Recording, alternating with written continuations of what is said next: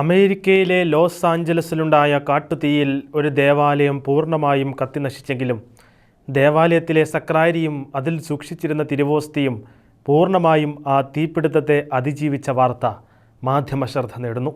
കാലിഫോർണിയയിലെ Pacific പാലിസേഡിലുള്ള Corpus Christi ദേവാലയത്തിലാണ് ഈ സംഭവം നടന്നത്.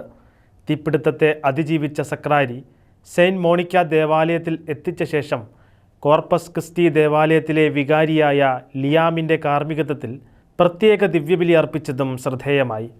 ലോസ് ആഞ്ചലസിൽ ആളിപ്പടർന്ന തീ ദേവാലയത്തെ ഇല്ലാതാക്കിയപ്പോൾ ഇടവക ജനങ്ങളും വികാരിയും ഒരേപോലെ ദുഃഖിതരായിരുന്നു. ആ അവസ്ഥയിലൂടെ കടന്നു പോകുമ്പോഴായിരുന്നു അവരെ തേടി ഒരു വാർത്തയെത്തുന്നത്. കത്തിയെരിഞ്ഞ ദേവാലയത്തിൻ്റെ കെട്ടിടാവശിഷ്ടങ്ങൾക്കിടയിൽ അഗ്നിശമന സേനക്കാർ സക്രാരി കണ്ടെത്തുകയും അത് ഇടവക വികാരിയെ അറിയിക്കുകയും ചെയ്തു. വാസ്തവത്തിൽ ദേവാലയം കത്തിനശിച്ച ദുഃഖത്തിലായിരുന്ന ഇടവക ജനങ്ങൾക്ക് അല്പമെങ്കിലും ആശ്വാസം പകരുന്നതായിരുന്നു ആ വാർത്ത. സക്രാരിയിൽ സൂക്ഷിച്ചിരുന്ന തിരുവോസ്തിക്കും ഒന്നും സംഭവിച്ചില്ലെന്ന് കൂടി അറിഞ്ഞപ്പോൾ അവർക്ക് മുൻപോട്ടുള്ള ജീവിതത്തിന് ഒരു പ്രതീക്ഷ തോന്നി. ഒന്നും ഇവിടെ അവസാനിച്ചിട്ടില്ല എന്നൊരു തോന്നൽ.